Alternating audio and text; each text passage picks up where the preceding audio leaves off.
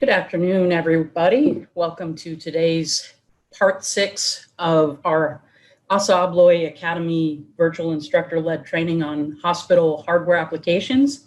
My name is Katie Flower, and I am your lead instructor for today. We will be looking at 3 new openings in this series. And just a reminder, the session is being recorded. If you happen to have missed any of the series, you can go on ASSA ABLOY Academy virtual instructor-led training, and on the top right-hand side, there's a list of all previously recorded sessions. You can play catch up there, or you can review these as often as you want to. They're very handy. Also, within 24 hours, you will receive a thank you email, which you can use for 1 credit hour for a continuing education. You need to self-report to whatever organization you need the credits for. If you have any questions during today's presentation, feel free to use the Q&A button at any time. I will stop and answer questions at the end of each hardware set, at the end of each opening. But if there's a question in the middle, I'll take a quick look at it and possibly save it until the end of that particular door opening that we're looking at.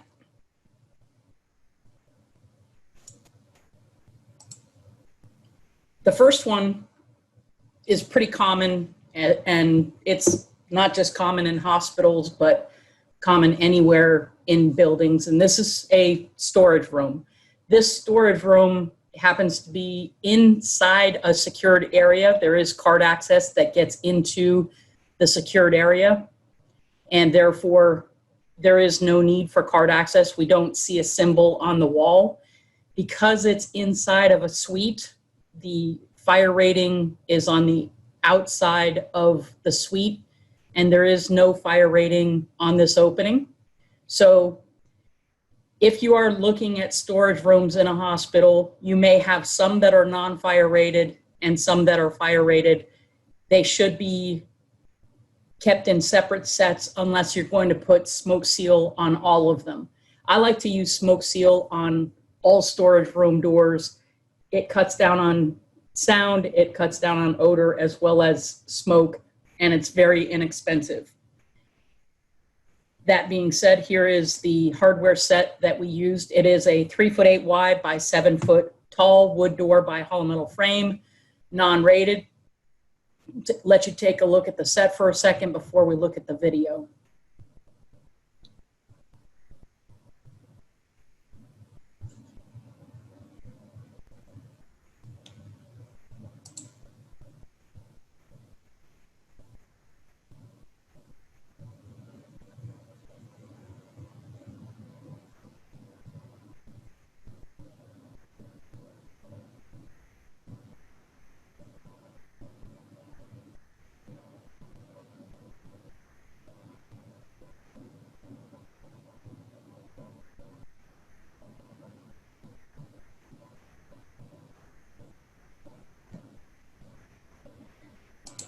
So DHI format, the first thing we do is hang the door. It is a wide, heavy door. It'll be moderate to high frequency. So heavyweight hinges, 5 inches tall by 4.5 inches wide, are appropriate. If the standard were continuous hinges, they would also work fine, but it's a little bit of overkill, especially for as many doors as there are within this facility. A heavyweight hinge that's 5 inches tall will work fine on doors up to 300 pounds and high frequency. The McKinney T4A 3786 is anti-friction bearing, and even anytime you have a door closer, you want an anti-friction bearing hinge. Secure the door. Because it's inside a secured suite, it does not need to have card access. So a storeroom function, a standard storeroom function lock set, we had over 250 hours of coordination meetings with the owner and their liaisons. And it's always best not to assume that a storeroom function is what they want on a storeroom. Something that's inside of a suite, this could easily be a classroom function. But we did ask the question and they wanted the storeroom function. So Every time this door closes, it is locked, it is secured. Somebody cannot forget to leave this door in the locked position. Free egress from the inside at all times. And you can see anytime you see on a cut sheet that the outside handle is grayed, that usually indicates that it's always locked on the outside. The key will just retract the latch bolt. We have the separate interchangeable core, the permanent core by Medico, on a separate line. The lever handle is the same design that we've been using throughout. Same thing with the Rose. There's no need to change it up here. And for options, we have the 7-pin disposable temporary core. And then once the keying is decided, then you can order the permanent cores. And those are usually shipped directly to the owner and installed by the owner, not the general contractor. The closer, heavy duty, Norton, surface mounted, regular arm. There is nothing unusual about this. We do use the DA, the delayed action, and as I've mentioned before, anytime you have a storage room, whether it's fire rated or not, a storage room, oftentimes you're going to have your hands full. You may be pushing a cart. That's why we have armor plates protecting the bottom of this door. And so the delayed action really helps. On a standard door closer, the delayed action is an added valve. So it is an option that can be added inexpensively. When you adjust the delayed action valve, instead of immediately closing when you let go of the door delays the closing cycle for 3 seconds, 6 seconds, whatever that you set the valve for. And it's very good. It doesn't hold the door open, so it's not a mechanical hold open. It does not violate fire code if you do use it on a fire door, but it just delays the closing cycle for however many seconds that you set it for. Very handy for doors that you're going to be coming in and out with your hands and arms full. Protecting the door, storage rooms and hospitals get beat up.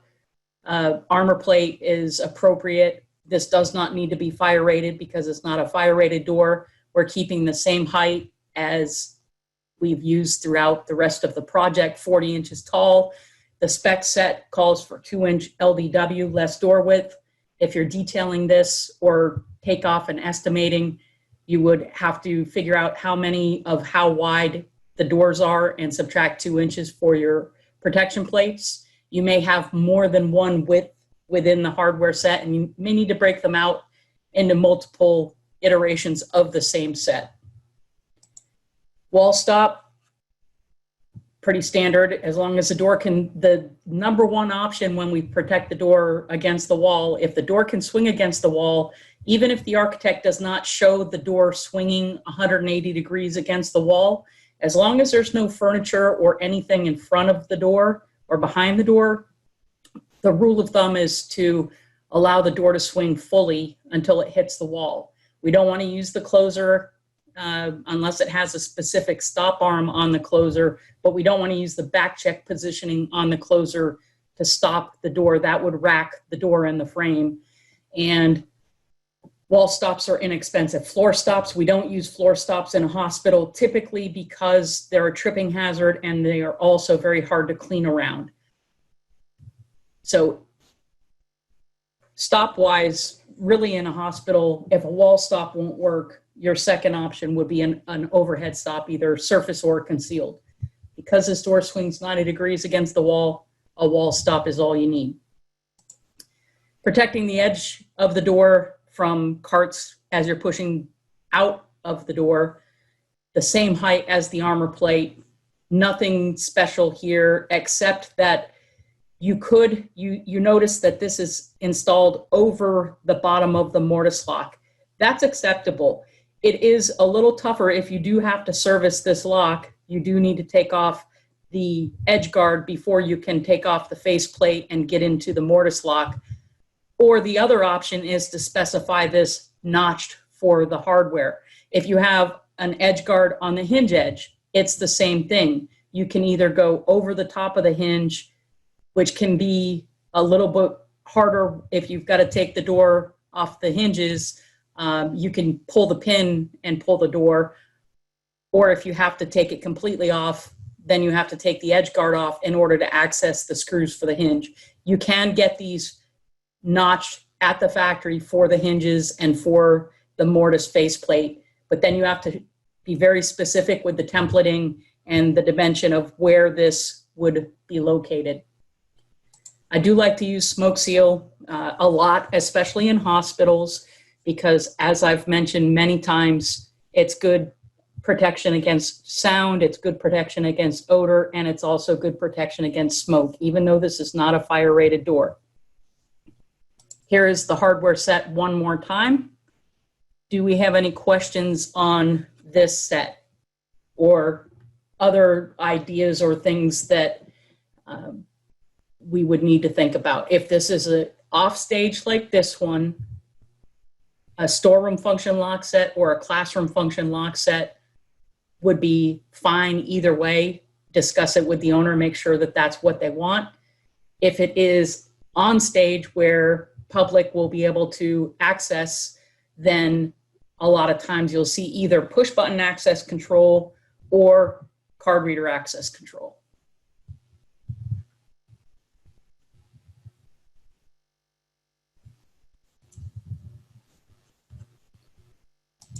The next opening is a pair of doors into an electrical room, and it has some pretty neat details. We'll take a look at this on the floor plan first. The next opening we're going to take a look at is this pair of doors from a very large electrical room down in the basement. This is across from that stair door that we've already looked at and the wet storage in this area. So we can see that there's a lot of back of house. There's a crawl space here and another electrical room back here, a lot of back of house infrastructure type down in the basement. Being a very large electrical room, we should expect and do see that these are 1 hour walls with 45-minute rated doors. And I'm thinking about the hardware as I'm looking at the plan. Whenever you have 800 or 1200 amps of equipment, depending on which code that you're under, you need to have exit devices on the doors as long as the room is big enough for somebody to be inside, which is the case. We see this ramp here, and they're going to be moving very large equipment through. When we look at the elevation, this door does have a removable transom panel when they need to move large equipment through.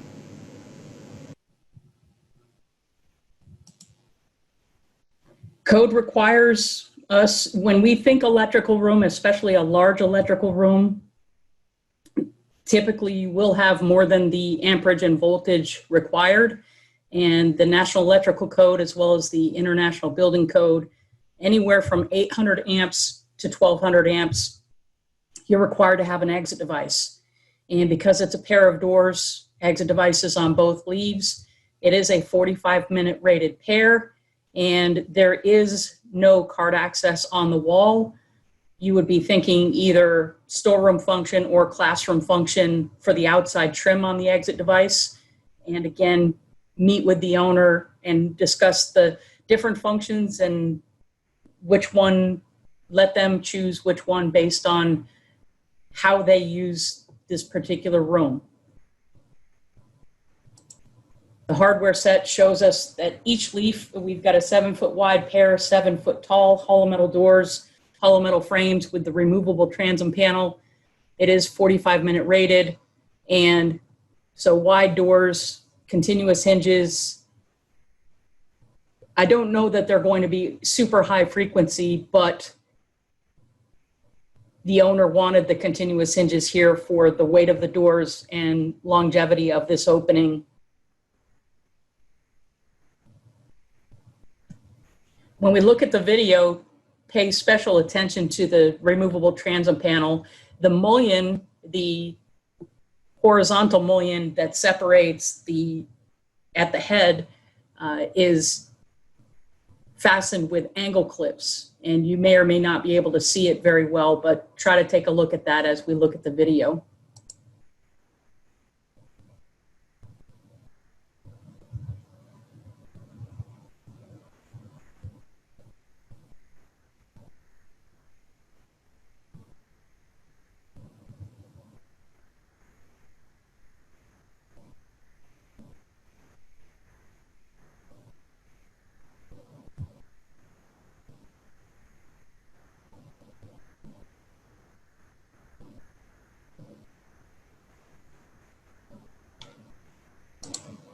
Hang the door. Continuous hinges. When I have metal doors, whether they're interior or exterior, I typically will specify the aluminum continuous geared hinge instead of the stainless steel pin and barrel. I use the stainless steel pin and barrel primarily for wood doors on interior, and they look nice, especially when you have the aluminum on the door bottom and the sweep. The one that you choose, this has a little shelf to hold it in place. There is no actual pocket for the hinge to sit, so this helps hold it in place as you install it.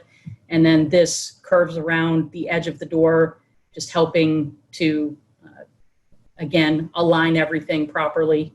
The heavy-duty HD1 has more bearings, the nylon bearings that are I'm not sure how far they're spaced. The question is, why pin and barrel on the wood doors? The stainless steel wood doors are typically going to be in the patient areas and areas where cleanliness is really high priority, and metal doors are typically going to be back of house or down in the basement type, and they may not need to be necessarily as clean. The stainless steel wraps around the edge of the wood door and helps protect the edge of the wood door better, becoming an edge guard as well as a way to hang the door. And a pin and barrel hinge and a continuous geared hinge, as far as the weight of the door and the longevity, they're both very similar. A stainless steel pin and barrel hinge will take a door up to 600 pounds typically, whereas a continuous geared hinge up to 500 pounds. It's just experience, a judgment call. And is the transom panel an actual door? It is a hollow metal door panel, but without any prep. So it is manufactured, it's 1 3/4 inches thick, the same material as the door, and it needs to be in order to keep the fire rating. It's a 45-minute fire rated opening, and so it has to be either glass or the same material as the door. Good questions. And you probably can't see it, but this is where the angle clips are located so that you can remove. They're not going to be taking this transom panel out very often, maybe once a year, once every couple of years, if they have any equipment that goes bad or that they need to bring some new equipment in. That's why they would remove it.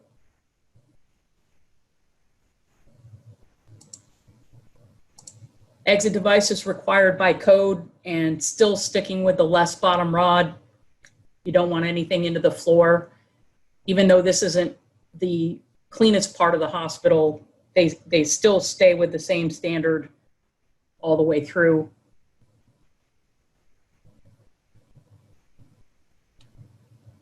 We have one locking trim on the outside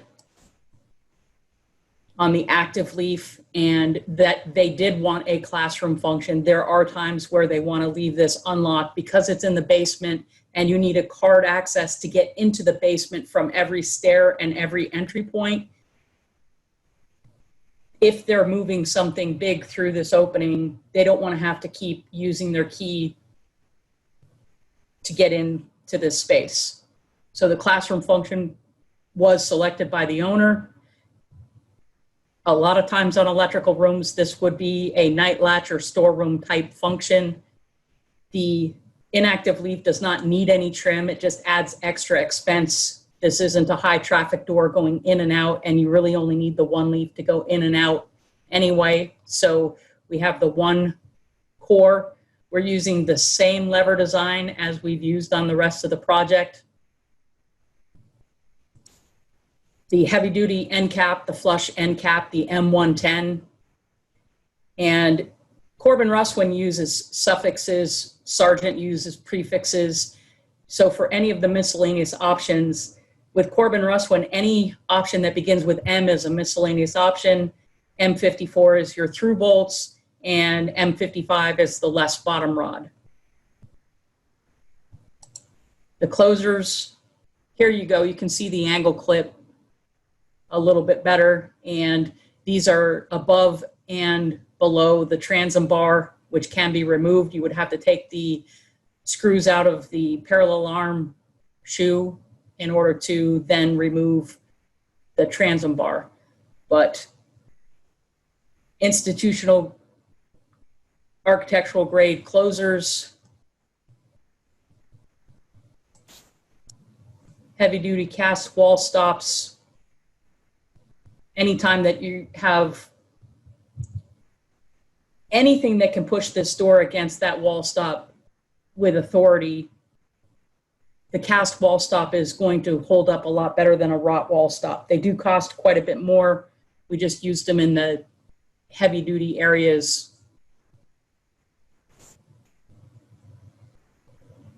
Does code require that we can't put dummy trim? On exit devices, it does not, the code does not say that. However, if this were automatic flush bolts, then you couldn't use dummy trim. Or if this were any kind of flush bolts on the inactive leaf, you're not allowed by code to use any kind of dummy trim. That's a good question.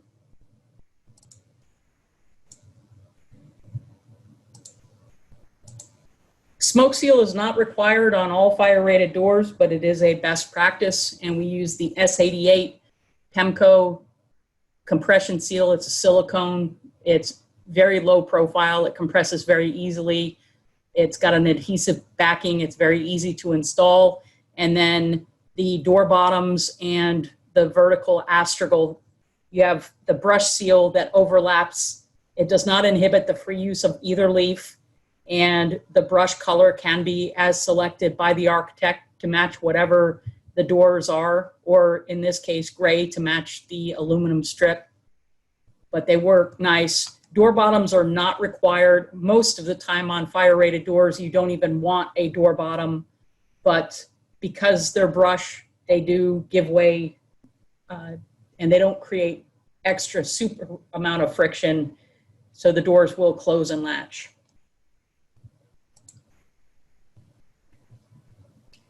Do we have any other questions on this hardware set?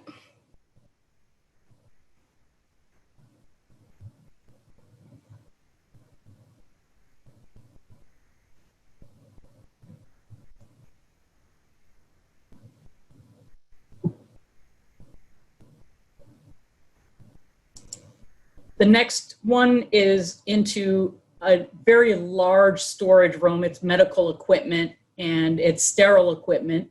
It's also down in the basement. We'll take a look at this.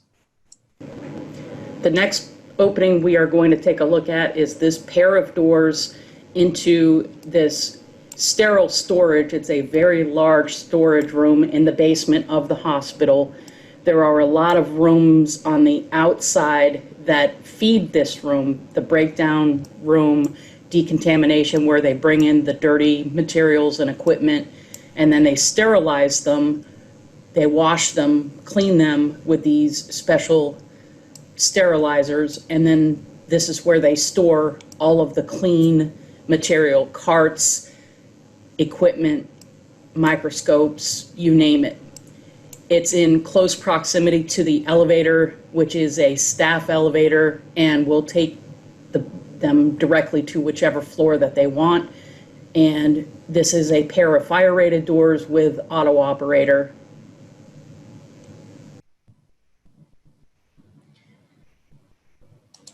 So as we look at the plans and the flow of traffic, you have card access to get into this, and the card reader will signal the automatic operator to open the doors. and then leaving, there's a push plate to open the doors from the other direction. It is 45-minute rated. It looks like it's a fairly standard width. We'll find out in a second. But there isn't anything unusual other than we know that we have card access, so we're going to have some kind of electrified hardware that works with a power operator. Back when this project was specified, Corbin Russwin only made the solenoid-driven electric latch retraction. And that's why you'll notice that we didn't use exit devices are not required from a storage room. And we used the Sargent multi-point lock, which when you take a look at the video, from the outside, it looks like an exit device trim, but from the inside, you'll see that it's not an exit device at all. But it does have the capability of having electric latch retraction, and the latching is inside the door.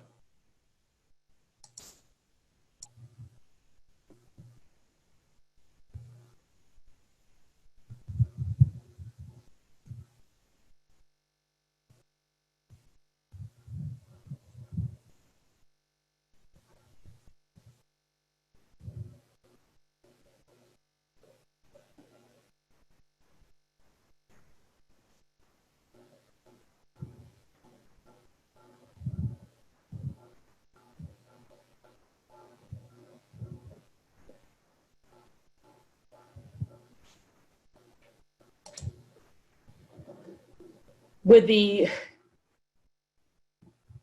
doors in high traffic areas, whether they're extra wide or not, continuous hinges are really good for high frequency doors, and doors that have power operators, you want them to be as super reliable as possible. The nice thing about the continuous geared hinge PEMCO offers with a serviceable, instead of taking the entire hinge off the door if something goes wrong with the wiring, there's this inset. It's 12 inches tall, and it's got the quick connect on it, just like a regular McKinney hinge would. So you can have the through wire Electrolinks harness to the electrified latch retraction. And if you need to troubleshoot this, the owner only needs to remove the 4 screws for this section. So you're hanging the door and providing power to the electric latch retraction exit devices. The electric latch retraction, I'm sorry, they're not exit devices, they're multi-point locks. So the Sargent multi-point lock, this is what it looks like from the inside. It does have the rods on the inside of the door. In this case, the NB stands for no bottom rod, for the same purposes that we've mentioned before. We just don't want holes in the floor. We don't want dust to gather. And back when this project was specified, we did need trim on both sides. That's the way that Sargent made it. From what I understand, they have changed, and you can now get this without any trim on the outside for the inactive leaf if you need to. The electric latch retraction, the reason that we went with this is it's motor driven, and motor driven, it takes less than 1 amp of power instead of solenoid driven with a large 12 to 18 amp inrush of power, and then needing a separate special power controller. Because this is low voltage and low current draw, you can get the power right off the power operator. They have a power supply built into the power operator, and you can power things like mag locks or electric strikes, or in this case, the electric latch retraction. 700 milliamps to retract the bolt, and then 150 milliamps to keep it in the retracted position. Some of the prefixes that we use, the 12 indicates the fire rating for, in this case, it's not exit hardware, it's a multi-point latch. The ELR is the electric latch retraction. NB for no bottom rod. And the 70 is to accept a 7-pin small format interchangeable core. This does come with a disposable core, and the Medico core would be ordered after the keying is established, and the owner would be the one that changes that out. The nice thing also, functionality-wise, they have a matrix for the outside function and the inside function. So the 7.0 is the series of the multi-point lock. The 06 is the outside function, which is keyed all the time, like a night latch, like a storeroom function. The key retracts just the latch and it's locked all the time. And the 15 on the inside function is passage, which is free egress from the inside at all times. Sargent and Corbin Russwin both have designer levers, so the MG is the same as the Corbin Russwin 109. You can have continuity of design even if you have to mix and match manufacturers within a project, which is nice. And they use the ET control. This is the same control that Sargent uses on their exit devices. The power operators to control the door were furnished in the low energy operator section. And in fact, they're Besom, which is an ASSA ABLOY sister company, and Besom wrote the specification. If you are bidding or supplying this project, you would have to coordinate with the low energy operators to make sure of proper functionality and where their hardware is going to be on the door so that it doesn't conflict. Even though these sensors, these are BEA sensors, these are not required for low energy operators. The hospital wanted them. You'll see these anytime that they have a power operator, they do use these. It's a sensor so that the power operator will stop immediately if it senses the presence of somebody coming through or in the way from the other side. One door switch because it's card reader on the outside, the wall switch is on the inside. Armor plates to protect the bottom of the door, and fire rated because it is a 45-minute rated door. Heavy duty wall stops because it's a high traffic sterile storage area. We want to make sure to have the best wall stops so they don't pancake, is what I call it. When you bang into the wall stop with enough force, a rot wall stop will end up looking like a pancake. And sometimes they'll just sit and spin for a while until somebody comes down and replaces it or fixes it. The same weather stripping or smoke seal that we've been using, the Pemco S88 with the astragals. We're not using any door bottom here. Most fire rated doors do not require a door bottom, and quite frequently they're not even recommended because the more friction that you have at that opening, the harder it is for that door to close and latch. And the number one job of a fire door is to be closed and latched at the time of fire. And unless it's part of a smoke evacuation system or a pressurized stair, code does not require a door bottom on the doors. Accessories, the miscellaneous items, the Electrolinx harness will go through the door. You can get the doors pre-ordered from the factory with the harness in there, whether it's a Seco or Curry's door. You can get the wiring harness already built in. Then you just plug it in with the Quick Connect, the Molex connector, plug it into your electric latch retraction, plug it into your serviceable hinge, and you're good to go. The operations narrative, critical on doors that are electrified, valid credential at card reader on the secure side or wall switch on non-secure side of the door electrically retracts latch unlocks and signals operators to open doors automatically. Free egress at all times. Sensors on door and frame will prevent door from opening if a person or object is within range. Key override outside in case of power outage for entry. So these would be fail secure, and from the outside, if there is no power, you could still use your key to get in.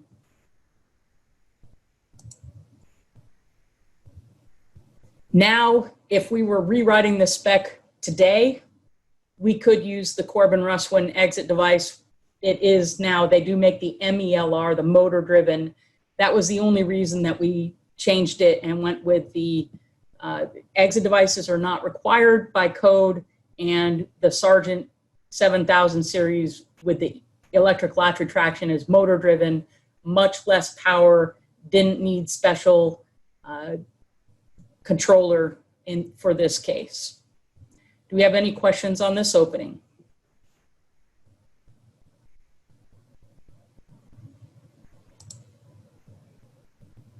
Would you recommend a trim protector bar on this to keep carts from tearing up the lock trim inside?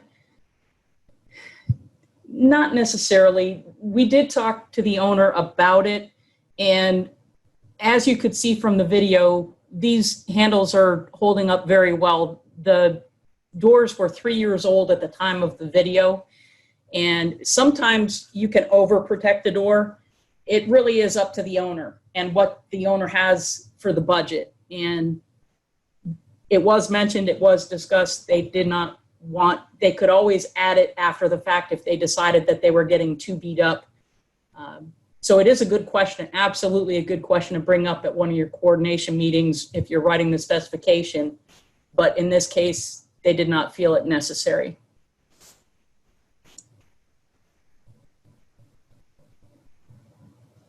The one thing that I find about hospitals, you can never ask too many questions.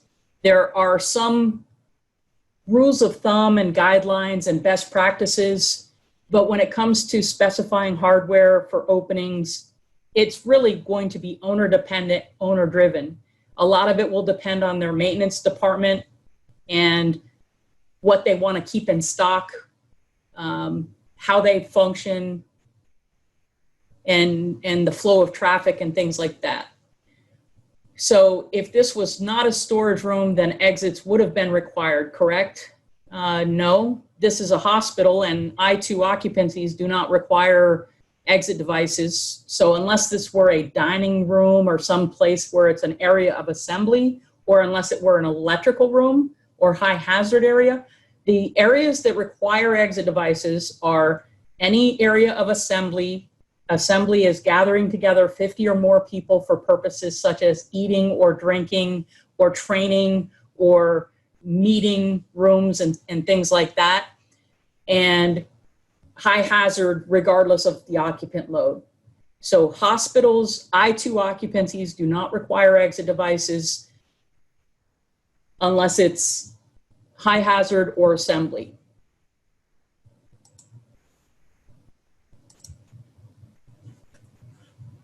Do we have any other questions on this?